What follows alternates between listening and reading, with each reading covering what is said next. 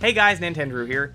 As all of you no doubt already know, Nintendo made waves last year with its NES Classic Edition console, which saw a very limited release and overwhelming demand, which led to some pretty rough scarcity issues. However, with the recent announcement that they've quit producing the console, and with looming rumors of a Super Nintendo Mini on the horizon ahead of E3, it got me thinking, what might a Nintendo 64 Classic Edition from Nintendo look like? Well, I decided to get ahead of the nostalgia game and built a mini Nintendo 64 at home. And here it is. This is my Nintendo 64 Classic Edition. This thing can play almost every game in the system's library, with additional support for homebrews, ROM hacks, translations, and all sorts of fun stuff. So today, I'll show you more of what this little guy can do. We'll pop it open, take a look under the hood, and see how it works, and I'll explain how you can make one of these for yourself at home. Let's check it out.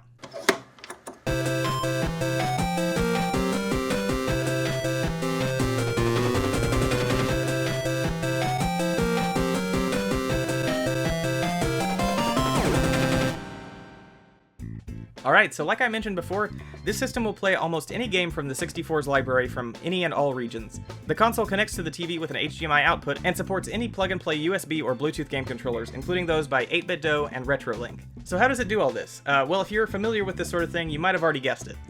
This Nintendo 64 Mini is powered by a Raspberry Pi 3 computer.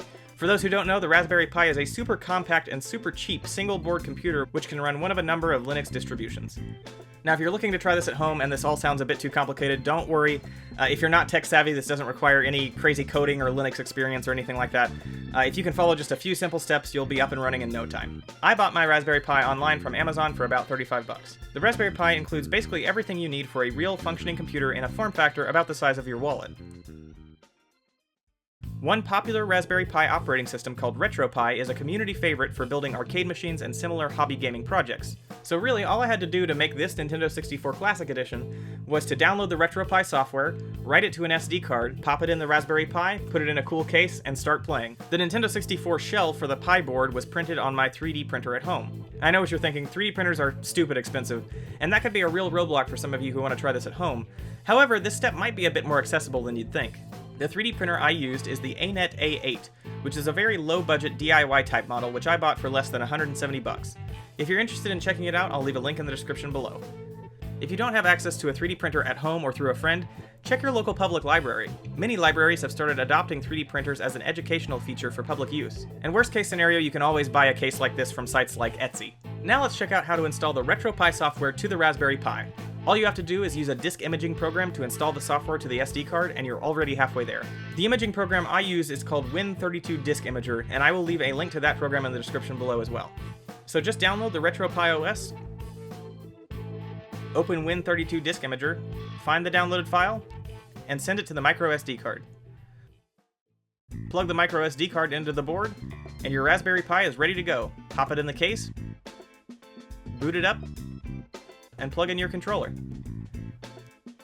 After a bit of setup, the system will be ready to play. Just load up a USB drive with your ROMs of choice, plug it into the Pi, and wait until the files have transferred, which will happen automatically. And you're done. You've made yourself your very own Nintendo 64 Mini.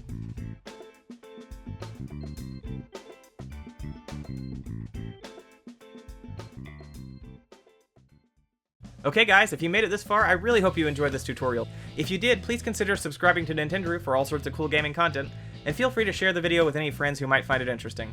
Otherwise, thank you so much for watching, and I'll see you next time. Bye!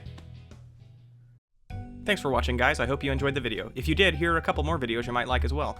I also want to let you know I've launched a Patreon page. If you enjoy my content and would like to get early access to my videos, as well as some other exclusive rewards, feel free to head over there and check it out. See you next time!